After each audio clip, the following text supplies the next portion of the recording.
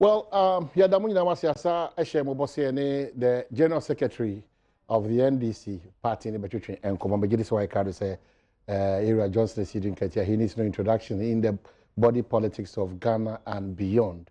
And Yankasa Pino, Yamana Kwaba, na afei ne share obedwam so this year 2020 ne asama no afishapa na yabusan se kwa nsoko kwa no ho asem tise afishapa gina afipa nkometo ye bibi e kama nyame ado good and this tise boko egusi ye bo hwi nkwa ye kuro mumra abonofo ne ne yabeti na se bunu izbunu ana hafo na ukrom kwa tise eti said de meja ho no a se na contractor for so amonye but still omo entwazo there nkomo bia so ma say bitu wana mo because this afibia say we started from asempa budget ye kind budget no mo sheda na meti gallery na mo ka say o say kwa brekum nsoko road na minister dan ne ho abehwe na ye afiko na wie famfu second year no more auditing. That's what they told us. And I fear Tosumi and no so fanfu. I fear Tosumiensa. And the baby Aja, Honum baby or her now my first coat. And untina I shall see it too. And none among who say contractor na patchy. Same contractor. Wako patchy na. Quite a home in change baby soon or your age, my bat. Baby Adrian, no, I see. And intimidation nka saa brain na nka second phase na eno so ye onse kwa no ye brekum nsoko nti brekum se kwa nsoko the first phase na brekum se kwa na second phase no ye se kwa to nsoko nti first phase no de eja no ana ewo but as a party monya nchiremu bi because the first thing this government said was that we auditing na ye be said to anamo na afia ma contractor for so mko kwa so na ko omo muni kwa so mko no Oma munya sanchiri mu bia free David so say obi adiska ho anka ya che adom na ye ho adwuma so adiska senka ya che no dada enche I see well and then come on for pim nanka se bigina electoral commission NDC and other parties and civil society organizations na me cha de na no da mukushia na surprisingly party ayi na akọ meet ayi na akọ no dan ba akom no ye pie no obi asem different na the man ye wanwa na efa bi eya ahodwiri kakra na edu ba bi so eya akoya asefem ene se NDC ni other parties ne ka se ye home so na se mpanyimfo amo so mo ye mofutufo no ene ye nyina atrase di nkomo wi a then ni atoy yen common so the who yen say electoral commission for the dates be ababonti ye mu bi de no kure ni ye ga da bi nka de papa mu dia e say nke atwa ma sa anhye mu di ni e ba wi ansa na ba ni nyina nkamfo no abaye pefe say electoral commission for betro e din no die poti pa na course meeting meeting nas no I say to begin with kra no that type of committee no kra wo mo form ye kan ho asem se saa mpanimfo yi animdefo a wo man no anti se mugye akinye bi duru ba bi na nti ase anye na dwuma e bia e betimi de akoda anwo mo nti ukofa wo mo se wo mo na ye ofa ba akon futufo a etosin because e beduru ba bi no na nka hia se mpanimfo ba mu wo so saa mpanimfo yi nyina wo de wo mo akofore wo ho se wo ni wo mo na take decision inti eno etosin de etoso bi mu a ye kan ho asem ne se mpanimfo no ye nimdifo in their own rights for several areas they said they meti hay se wo kan bato ho asem ana se amanyosem ne ade na ka se o ye mpanimdifo na bo midin ka ho a edane kwemu ba se kokoba se ebia Kolebu Teaching Hospital Chief Executive. Okase mfidi a yede adwuma, yede operation opeso sesano. Na doctor fo no bi se ye mpene mane sesano. Na ye se ye penimdifo ama abisa ya adwene se ye mfa ya adwene mra. Na obefa Asiedu Nketia. Wayira kwai no. Wayira kwai no. Sauti ase. If you say ewom se me nindifo in a certain respect there. Ba nye madwuma no no. So enunti ebrebi a achinye saa baaye about voters register no Charlotte say penimdifo ama omo akọ hwehwe mu se nsem a aba no se ne yempa futuo bi mfiri mu ana se ne yemfa to no oyi former electoral commissioner wo man no mu a ne friend VCRAC club on a chairman of Sakuo no ansa no oyi anindifo a aka no edeka ho in this particular advisory group so called no obia ni mu a owo bibia ye about election. So to start with, even the advisory committee, no, there's a challenge. There's a challenge to begin with. Obia ni mu ni wo bibia ye about election. Eno nti enye say as if say ye ntimi nya nipa ba ko na mienu bi nka ho e ma ne nye ye because of my mu onim Safo Kantanka.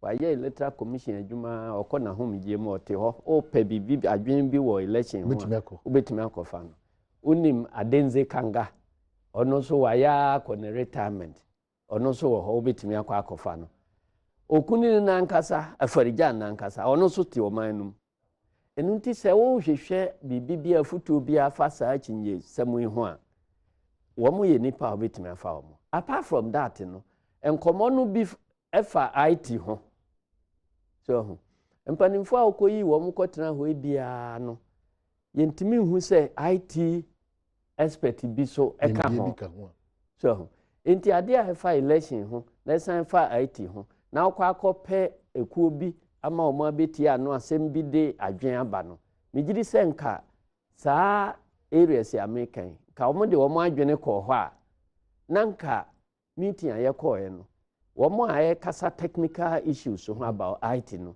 nanka nipa wo saa ko nu mu a onim saa ne ma no ena wo mo nso a ye kasa fa election ho ni election procedure ni management ho so nanka nipa ba ko na mienu bi so wo ho a wo mo so nim saa de no ho enso we ye kokotana as if say bibi a ye bia ye na ye san a kire wo mo say we sisi ena nipa a ye kire wo mo experts no so ye different we kana dwin say na tie na we so kana dwin say na tie enti me de na nya me won wan say ye sorry free ho a obia candidate but electoral commission be ba de obia candidate but electoral commission me atia say ne ma me nsape me ba be kenka o mo ka te be o ma sa ni presentation be o ma ya ma ye o mo say di kan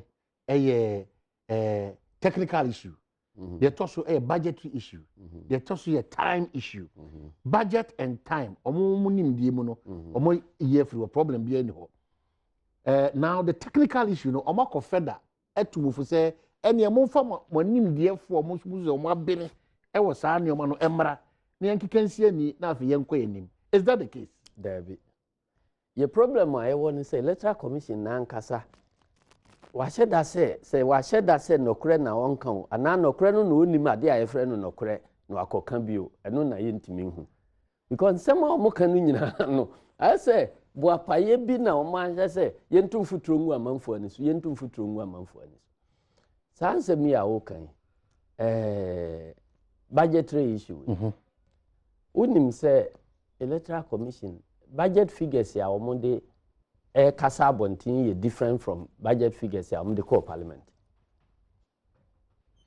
completely two different set of budgets because baako wo mo call parliament no on say wo sesa mfidie no aye de twedin no na obesan asesa register no so obeto anu so agu no atwedin fofora ka ahodo mienu na ese wo kan bom na hunu say sika o man no be hwede ne de dika sika o de betom fidie no ene de toso mienu so sika o de bekọ akọtwere din no nyina 17 million or so din no nyina afresh o kan bom a na onya sika enti sika no de wo mo de na mabonten a wo mo ka ho asemu nyina ye de wo mo de tom fidie no nko a eno nkomo na ekoso eno nkomo na wo mo nkonta wo mo bu nu nyina de di tom fidie no nko na wo mo de ka kira manfo se ye betom fidie no se nti e beyefo but de wo kan ni se wo tom fidie no asan atro register no ato agu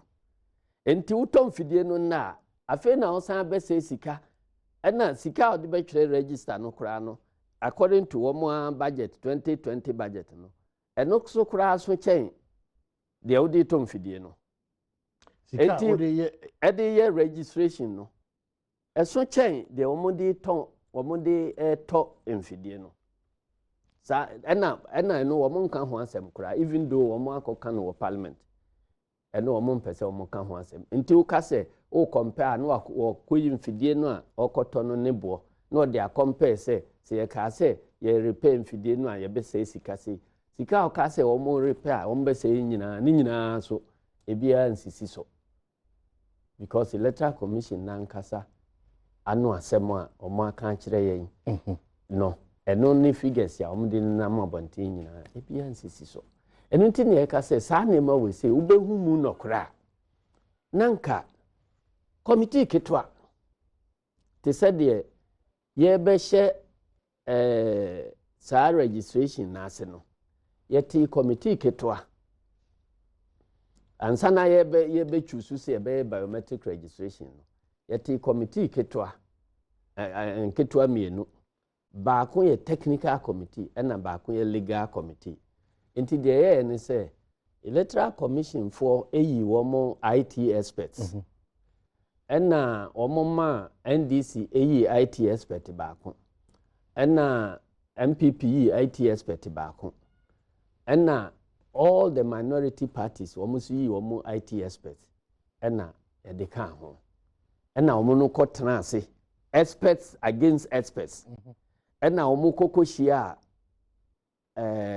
mpanimfo a womo propose saa ade no eno na womo ko mu a womo by the time womo the report no by no na womo clear all the technical issues so womo the report no ebre yen at plenary wo IPAC ho ena legal committee no so womo so kohwe ye mra a ewo ho say nsisan ben ye be no mra no mu a ebetimi take care of biometric registration ena womo so NTCIs na ye de cover registration na yi nyina sa technical legal experts no ena put sa na ma nyina together ena ye nyina be consider ansana ye de ho proposals e parliament efiri enu achi ye call Supreme Court a judgment no ba ya womo recommend certain electoral reforms no eno so ye ba no yeti committee reform committee me na me represent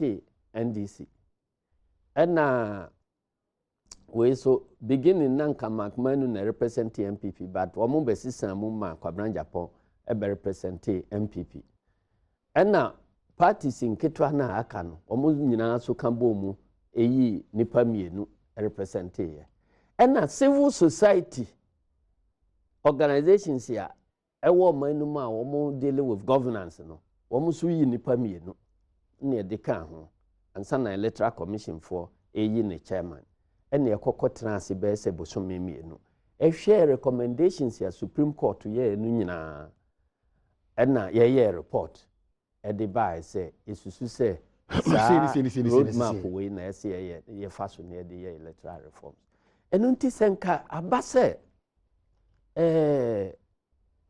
baby achichira abo no se ho a na eja no nti say this type of engagement na course ansa na ye nyina ye ko adopt biometric no na se ne waba na wo problem wo biometric register no ho a say no an say the same committee for no ana say nipa no na besesen party we you nipa na civil society nyi omu nipa na ya trans munko study saa issue no aba no na mumfa futuo mre nka ya tra de ye we nka from 2018 besin ne no nka ya tu anamon ahunu ba bia ye de to ebe yie a chinyesem bia ema ho because ye de beba no bia ensa wo mu bi so amasa enunti niema yi a wo kai se ebre bia okan sika semu ihu asem ena me ka se wo si ye be save sika wo si ye be ye fufuro dance dada ni ye pija ma pija ye be save sika 20 million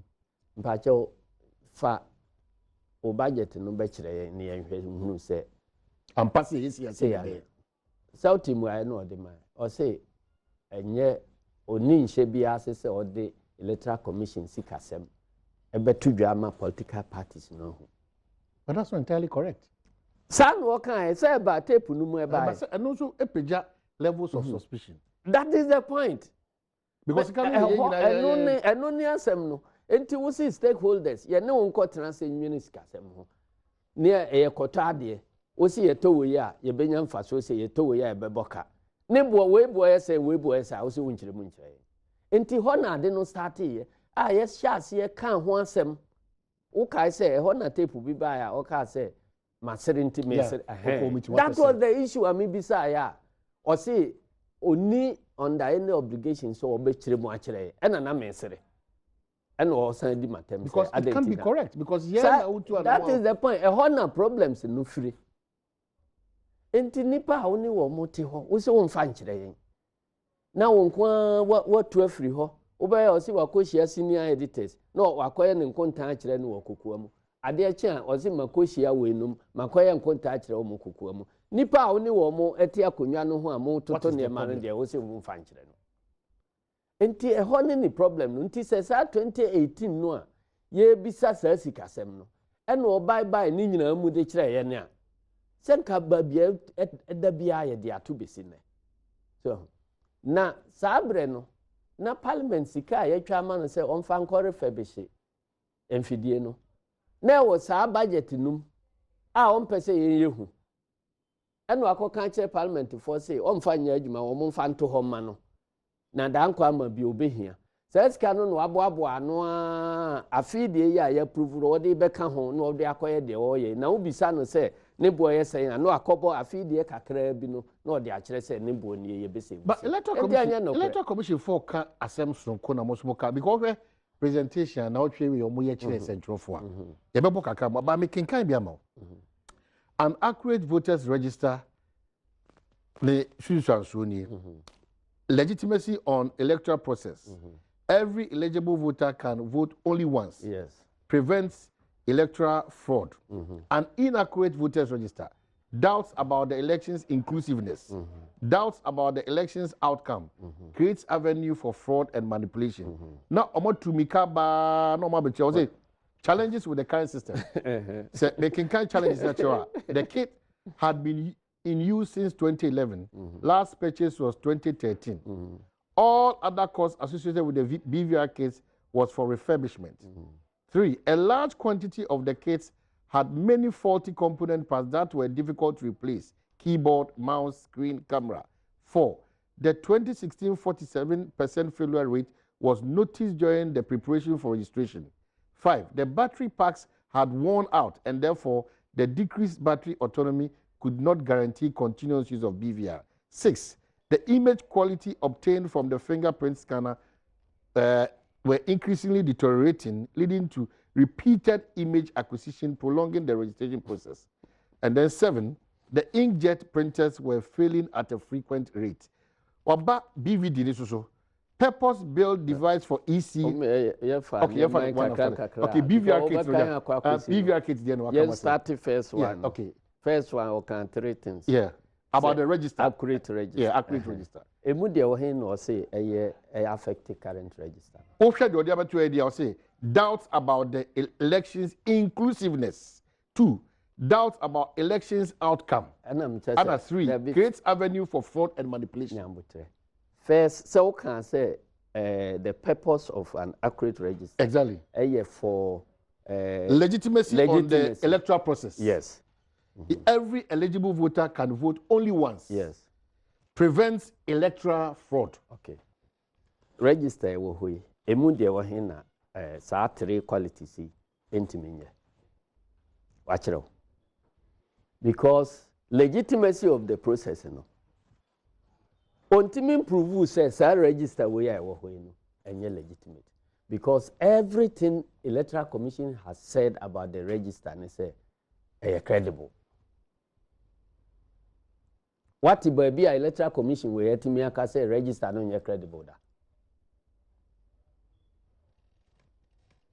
From Afarijan time basin to Charlotte say to James. All what commissioners have said challenge with the register. Now we know one buy have they told you say register be a credible.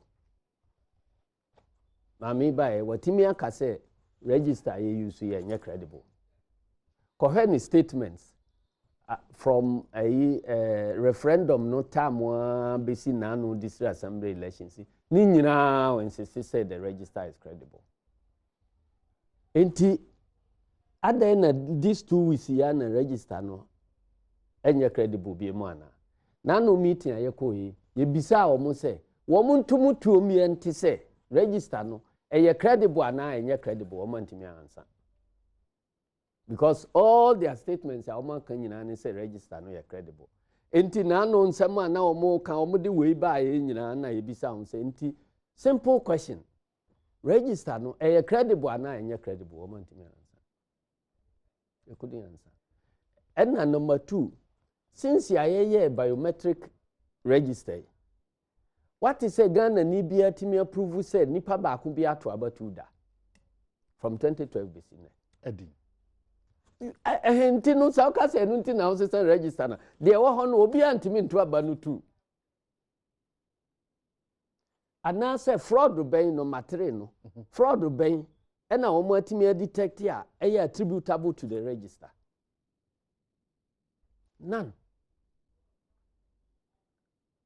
And theories ya okay can go actually say it made the way by you are saying say don't be theorizing. Can say register here at the way. It me my home crime nipa back home at to abami no. No actually baby BSc. It hasn't happened.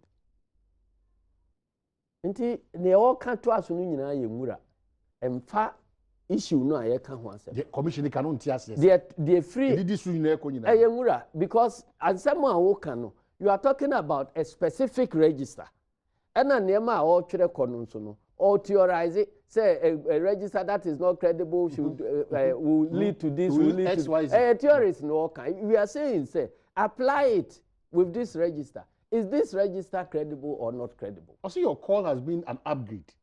An upgrade is what you just say register no. One say nema technology biano. Yes no kwa. In fact, ye to sa equipment de bia ye water mo ye upgrade. Who you see we are o service no upgrade. It is said they wa talker. Untimi ntoka anka say ma talker ntino means san oil. Means some bibia na car no could break it down. O si manufacturer no wanye na dwuma yi. Enti from 2012 for ayeto sa amfidie we say no. Afi bia no wo mo service upgrade. Afi bia ye service upgrade. Enti wo ba beto so na salo say budget ya ye di service upgrade wo ho. But say no msi life. Lifespan I free home maybe ko touch ma and I say enye no kre lifespan no we see lifespan no free home in 2018 na then na 2018 no we budget call parliament say your mouse can now call refurbish okay so we say lifespan no free electoral commission for the central for share na o hwe in same bia ye ma me Jane Mensa ka yenti ne ba ye ya no preko eno anu okoka no na anu ya eno anu oka ba bibia no susu say ya no pe captive audience say ba bi obeka na semo a nipa beji atuma nipa enya ho question emisa enti eno no ode ne nam enti okohia we nu ma na ono nko akoka na sem ne ayi mfonini nyankoma de achechire o mo obi emisa ne yemo ensem ma ne abo ensem eno no ode ne nam because I don't know and she share a daho for 30 years in here. Yedi yes ane mai iPack. And now say we want to a free iPack ho. And now they didn't nan chen. I don't think what they nan chen.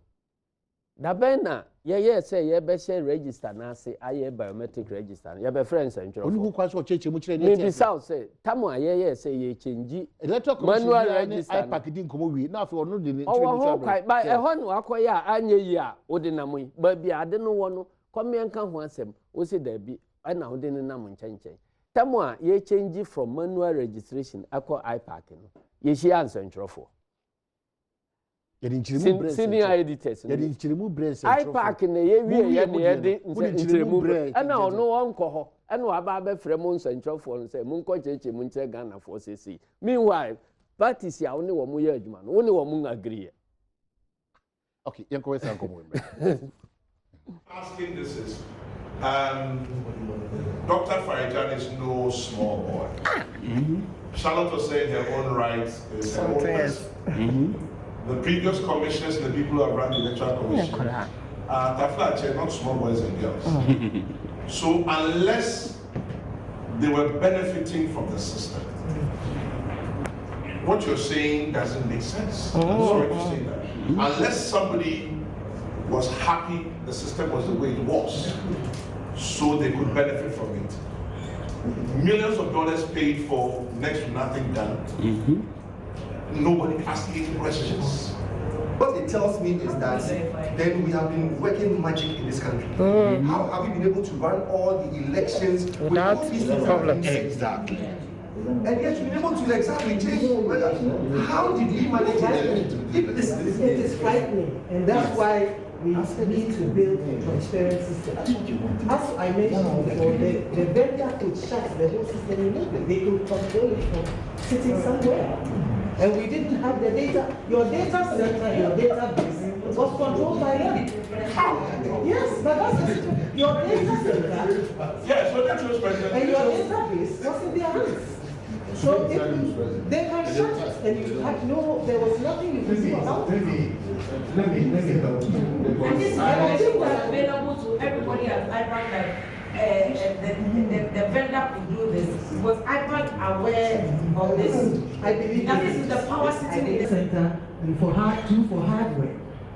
You know, all these things were done, and so for them to sit and say that, you know, we are lying. We say the procurement processes have been open and transparent. They have been open and transparent.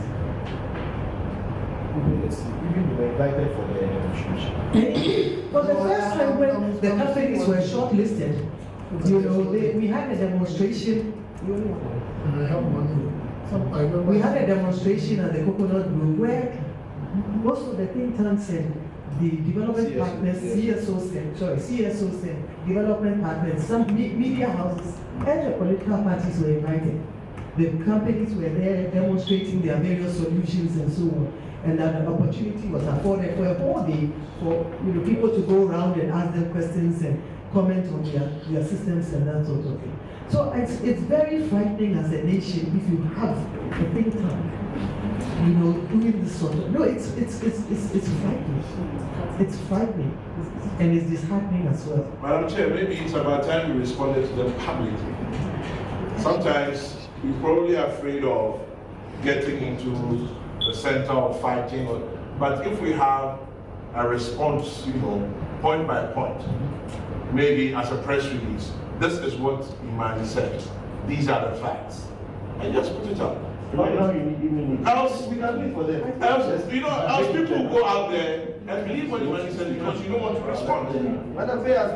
Sometimes, sorry, one final thing. Yes,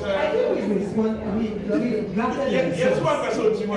Sometimes we drafted the response, but sometimes you wonder whether it's worth. I honestly, Imani, it came that election year we've not done it, so I had to call my operation people, and they said, oh, in 2004 we did it during election year. In 2012 we did it during election year. Later on the argument changed to cost, and based on our discussion we noticed that using the old system will even be more expensive. I think currently what they are now talking about is that they think we should go ahead and buy the equipment, but the data. Now that's where the argument is. Now the cost, we understand, but they don't want to make that one openly. But behind the scenes, they will say, buy the equipment, buy this, buy your new data center, your BVD, your BVR, everything is fine. But don't touch the data. And don't explain that if we are not very careful, you are doing the migration, you have data loss. And at the end of the day, you end up creating a lot of problems. And that one is not even possible because of the proprietary format. And it's also important to note that in 2016, when we did the limited registration exercise for 800,000 people, the commission at the time spent 487 million seats for less than 1 million people. Today, the budget that we have prepared for registering close to 70 million. It's kind of what is that? 390 million 4 years later. for 17 million. Vis-a-vis 490 million for 800,000. Yeah, you know, Central Phobia now we only a electoral commission paying focus share almost with your munchie moon ebusa questions. No, I'm sure it's what to be. Forgive us for poor recording, but I'm sure it's what it's going to be. In fact, the one person on the Kenyan and say, Utiedi and Koma Koshe Mami Jane and yeah, Papa Dr. Bossman. The one Kenyan says, he said, the Ekaka Montini and any issue be a beam. Just that the NDC in Wapayum, and on my chin, say, one in 10 years. I said, near my one your mocha white, you know. It's the Moko from BVA, with them going BVD, who go say, name by register nonsense, mommy, and interest in Kennedy. I didn't because the meeting back where I call the baby back. Obia, Fimuba, Eddie Assumption Comba. But general was walking on a pay. Oh, Shema. Let us encommodian a scene to have them Nantias, yes, when Timmy Yajuma. We say, so be new be at trust if you be do a Juma. A dear pa, never mind one. Say, Mele Tissy Muno. Sanko Mudini to me, Sipo. They are talking to him. Omu raise the issue about timing. What is say, Dr. Boss Manica said, one of the catchers said, Yentimine, Yen Church, and about your own election year. Yeah, I want to cancel because you're too experienced. Yo, my mentor say, timing no. One more uncassa who say timing no. I will one more. What the edge may because now no ye she I know. One more church and say, even so almost shas here 18th April no or more canoa. One more boot time no home conta Tama ubechre di nubewie. Uchre we are as I say couple put together they say provisional register. Na uwe provisional register. Now they are back out abeye exhibition. Se obi a mehwe ni din se de etwere no problem wo mu a address ne nema ebi wo ho a ne din amamu nti exhibition no so woni period. Na why exhibition no awie ansa na input so obenya no wo exhibition se ha correction wo ha nti nipa fill form se yenko correcting man no we din ama fill form se mu fanhyem ni ande ade no wo sign de kwa no sign transit aye sa corrections no nyina ansa na wa certify register no. It's a whole process. A whole process. Ejibre. Inti bia woni bra edi. Inti wo mu churches anema na inti daben na ebenya certify register. O see 8th November. Yewie bibia no. Na ka few days am ya to 8th November. Abatwe so ye kwa akoto no 7th December.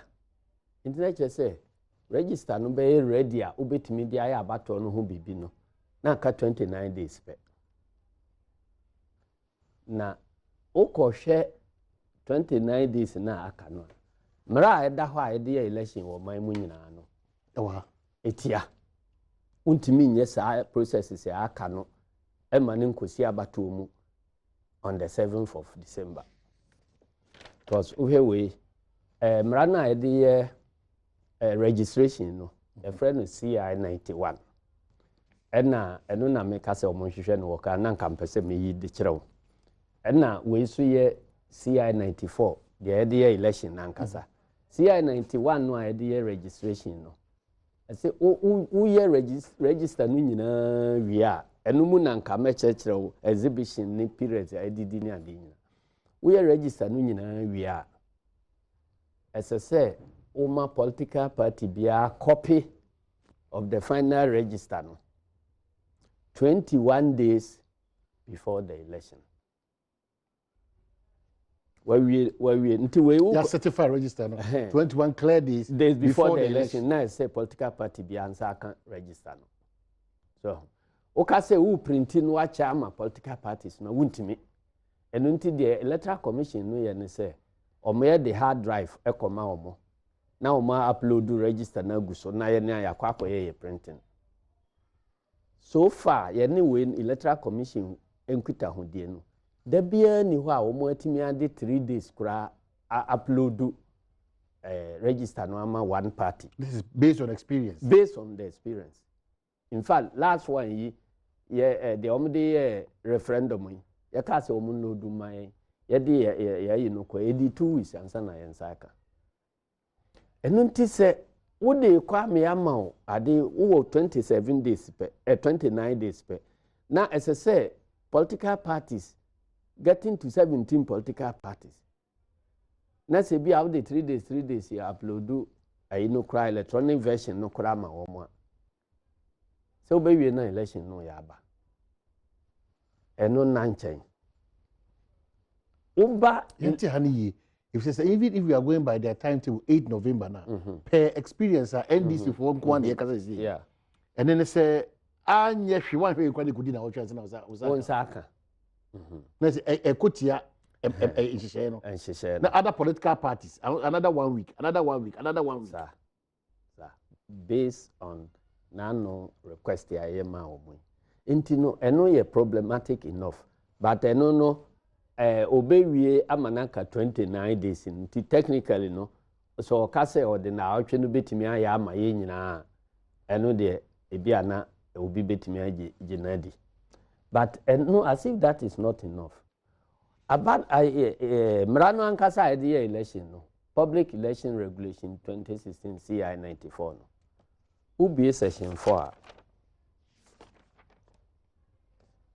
rate of election and sana abatu bi abebaso no first thing electoral commission say or issue rate of elections na they are comma returning officers here our country no munyina and only the beginning of the process na quite way near the first for the purpose of a public election the commission shall issue a rate of election to the returning officer. The rate shall be set out in Form 1 of the schedule and shall specify the following. A.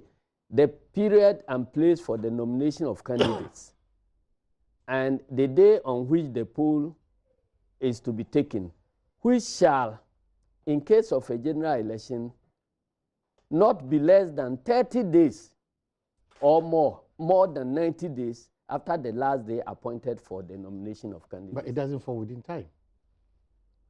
And until no, you be issue rate of election no. Now date ya ebe fix it for nomination of candidates no. As I say, and we issue na more than 3 months before the election. But and say later than 30 days before the election. And now, no so anye ready register no anye ready untimi me nomination. So that's here because nomination no candidates no as I say the qualification and say as I say or a registered voter. And it say register no I be checking wo mu no anywhere. There's nothing to prove so a registered voter now on a registered voter. And now uwie enonso a nipa say presidential nominations here. In all the districts I want my muno, as I say, voters, registered voters, mienu, assign this presidential nomination form. No. Inti voters register nye ready. Obi any how to me or a qualified voter, obi to me assign that nomination form.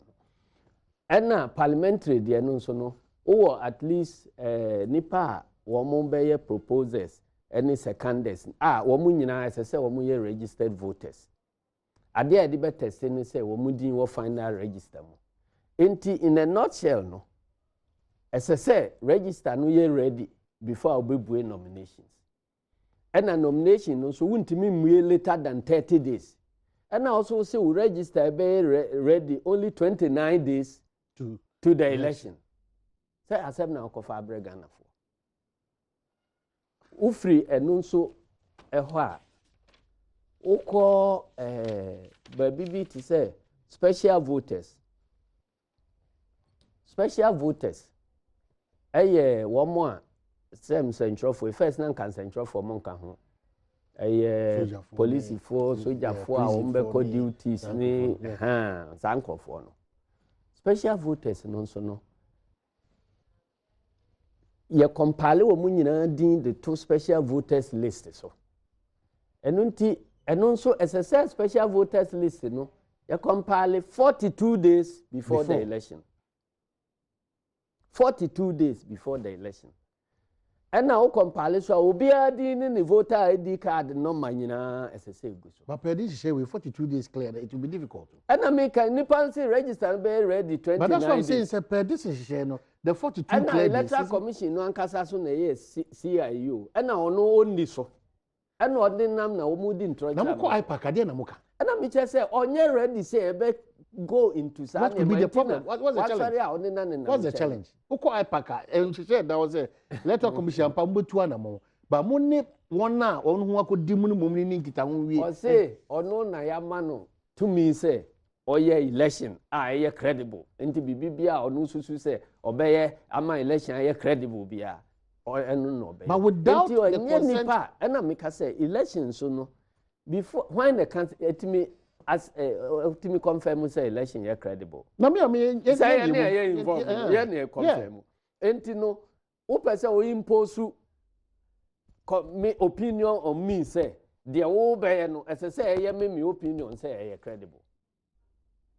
Enti she doesn't appear or they don't appear to understand these issues clearly. Enti who can say yentrance ni nyina nko sa na emu kakra enu anti ne wo ha. Oh my God, electoral commission, woman can be ano. Woman can say, woman pay my new year. And a political party be also make say, or no so on pay my new year. Into what puts us together and say, you pursue national interest. Into you pursue national interest. Why should it be difficult for us say, you bet me explore together, they bet me as a national interest? So I say, into more special voter, on say, your names and drop for it didn't come over. Saturday, one more question I follow honest. Ain't you antiasia mobile then? Debbie said no moon say perfect movie. Say no, we no special voters. Most want to mean control within control about special voters. Yes, because you can't compile the special voters list. Outside the 40, without the 42 days. Because we have 42 days. Enti tamwa yebe wie register November 8th na tamwa yedi a compile special voters ye twam everywhere ye wo ye friend say transfer of votes eno so se bia man register wo se kwa na mpese meto aba no wankran eno so metimi ye application e ma ye yi me vote no every se kwa e the bank kran mame e dibre enunum nyina asese ye wie no 42 days before the election. It is a register no be ready on the 8th November and also transfer voting nyina bia ntimi nkoso. Jina we sure say san komo we nyina no ene san sinto ye wo won hihye no montwe won adwene nsi sa sinto. Masa mra no ye hwan de. Ye mfa say mra bia ni. Mra no ye electoral commission for no na ya tenase ye wonimde General Medi abatu achiache menye ni paketwa enti mensusu ya mdi be ni de mo amomra na san komo we nyina nkoso abayire tan ababonti ana me kire se nipa no wan kire bodamfo obetime unity bodamfo nam mpese gu niti so na odinam na so wa kwotran ba bi se yi wan se me unity ne nipa no mefre meeting me entrance ya every so ba yi meeting proper meeting obefre no onfre meeting bi obefre bia emergency meeting enti ubeko uye emergency meeting ade achi the follow up meeting so ye emergency meeting enti ukwa niema kura mabo ato ho in the first meeting esan say ye second one so ye emergency enti no ye nkai minutes enti ade a last week oka say eye tuntum no otim betena this week so say fita enti asem a ebubo ba no asem kese eno so pa ho a bibi te say voting by proxy num nyina se bia utu kwan wuni ho ba opese ye to aba no ma eno so utimi eye ho application edeko eno so proxy vote no nyina no 42 days to election na proxy vote so tamotwam enti niema nhihye a yede ye democracy a kakra yakọ animu a obia hunu se Ghana ye wa animu no nyina no wodi saa takasi ebeka se me betwere register foforo tema mewie eye 8 November Sane manyina bia ni ho ebetimi abaso. Ujiri electoral commission for they've not considered and they've not thought through all these things. Say ne one Bible na me ko to akere wo mu nyam nam twere CI 96 CI 94 no. Wo amra na da ho a se de ye abato sesi ye. Enu nti se ye ni obi kan se ye ka se wo ye independent ya. Unye independent of enhihye no a mra no a eda ho a esese wo fa so de ye adwuma because oman no nipa bia oman no di tumi bia be hye nensa no ye won hyehyɛ ne mra eda ho a esese wo fa so de ye sa adwuma no enti so long as on fa sa nhyehyɛ no so no utimi hold no to account utimi mane fa sa mra no so we ye mo amomra mo hyehyɛ ato ho sei ne ebe ye no ɛna mo twe mo ho afiri ho ne ye ka se ensese wo twe ho free. Okay, yan hwe omo anka so mo asem maka. Omo say voter registration no April 18 to May 30. Deduplication of voters list no January 1 to January 30. Data processing, splitting of polling stations and extraction of data from DVD. Deduplication no say April no sha say there then deduplication by January. Or say deduplication of voters list no June 1 to June 30. January. Sorry. Data processing, splitting of polling stations and extraction of data for BVD, July 1 to July 15th. Exhibition of provisional voters register, and no other question September 15 to September 29. Objection, adjudication, and correction, and also other question October 1 to October 9. Authentication of voters register by revising officers, and also other question October 12 to October 15th. And after transfer of votes, proxies, special voters, also other question October 15 to October 26. Dabe no of this program we buy. We know that essential for share share no. And no I na no ye ne share ye. Ye be say when will the voters register be ready? Final voters register. Or say November 8th. Mami ya hwe no ye a obe na so one election results ade chi a o say yes anam kan no abe na so different one. Asem be na kan say jina. Because asem a wo wakwa kan wo ebadwom ewo ye nyina ya nim wo de timetable abekire ya bisa say when will the final voters register be ready? We say November 8th. Enti so akose san no de bibi foforo so akohia after some meeting was a conference and draw for foforo ena or our assistant na no a na che say kuo no a yekohia no kra na mo ipack mo ni calendar we bi me chere say or sa calendar no oyi kire no na ebisa say when will the final voters register be ready? See, 8th November. Obi okot sa meeting no bibia so obeka nokora. 8th November no, ye gina so the submission. Sa de no na me gina so ye submission say, da ben na ye benya copies. E wo dan mu ho. Me submission no obo ni nyina tia. You see it. Ofosu ampofu ne bisa no say, da ben na register be ready. Or see 8th November. Inti said they all can deviate from the 8th November no there. And then I just say ono ankasa o kan we wo ha o kodru badwa foforo manu aka. Inti hihye we munya awe. Inti 8th November no. In fact me hwem dia 8th November bia in. Just say we call revise na or sign dey kire mu. Inti we have a bigger problem than you think. The credibility of the commission na ankasa no. In question because okan we wo ha ade chan no akokan we wo ha temu a okan ba ko na ye gina so e kan ya sem no e na say ya wakusa. Na say the good thing also could be that OTM because the registration April 18th, also the registration as May 30, also the deduplication June 30. Now data freeze October 26, special voting December 1, election day December 7. Everybody is captured. I say da obeye final register no sen hwem ewom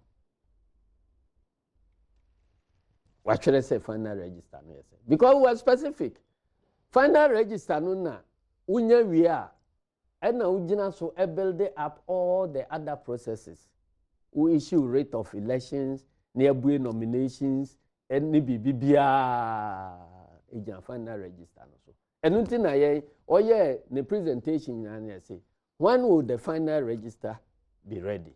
And we'll say 8th of November. Some friend no say on can 8th of November no. You should let us know. Probably they've moved ahead of time. They haven't moved anywhere. Entino we cry say who hold womo on good faith say nyame beboa ma processes no nyina akoso as planned since 1992 besine electoral calendar bia ni ho a ya akoto tin as planned de bia cheche da bia eduru ba bia na sagina na bibia bam eduru ba bia na agina ba bi wo ho be registration be wie kura pressure be ba esi nipa no fandodo no an register monfa 2 days nka ho munyese enti since 92 besine no ye nye election bia calendar na run as planned perfectly da enti se o assume say o mbe no perfectly kura no a 8th November no a cut off a lot of processes. It's a chamber demonstration. And now, we share 2016, you buy nominations 13th September. In your challenge, in opening of the nominations along the line. Yes. Yenya na calendar no straight jacket. Enti calendar no ya na obi yakokot na etu ahye na yakoko enokra no by September 13 ene yetimi bueye ene ende ye filing na nkasa ye 29th and 30th say October nyina ye free satem na register no ye ready ena 2012 a eno so ye difficult to kura say ye you know eno so no ye bue nomination no the later part of September so enti no ye file say 3rd or 4th or BBB of October near file nomination enti the register was ready earlier on and enti say no oka say afa na register no be ready and sana what be issue rate of elections affix date and sana about to abedru so 7th of December we have a big challenge as a nation.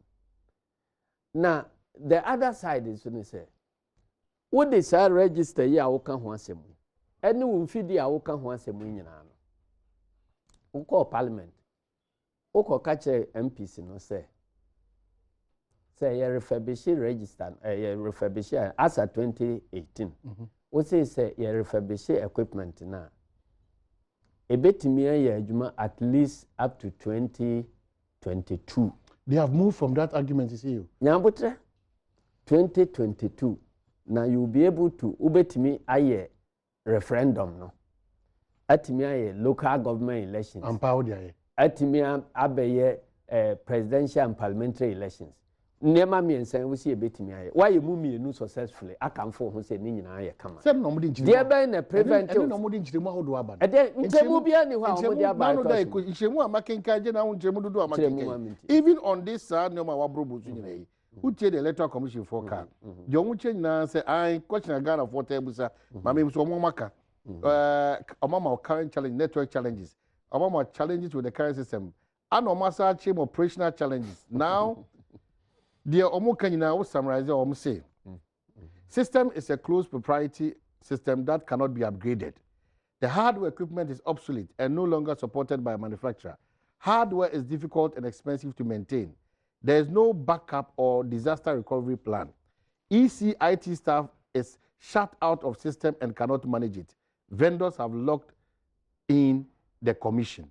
And sir, nyoma we no more check. Letter omo de buy say omo ni vendors no abrogate contract no. 2018. So nim sir. Letter kuta omo che say omo ni vendors no atwa contract 2018. But mo di ko mo ni 2019 elections referendum ni nema omo ye no nyina hefo le. Okay, so enti no omo nka no kra nkyere mo. Yeah, the best about the next line of action. And now woman so no election the most difficult. District assembly election, local government elections, because we elected 33,000 unit committee members, and some we elected 7,000 assembly members. Into Kamboma, close to 40,000 different people are be elected one. We will elect one president plus 275 MPs. Enti system atimi manage saa we no awie no. We see entimi manage saa de we. And na face no.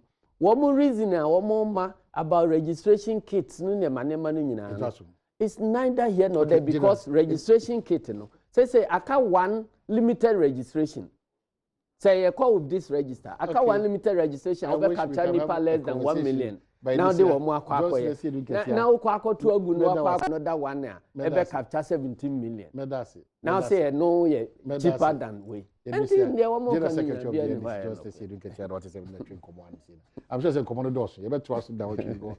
Unfortunately, Lanka Airbus and common so crab but gentlemen.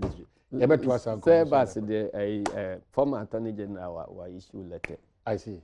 And no, Nema, when you bring now,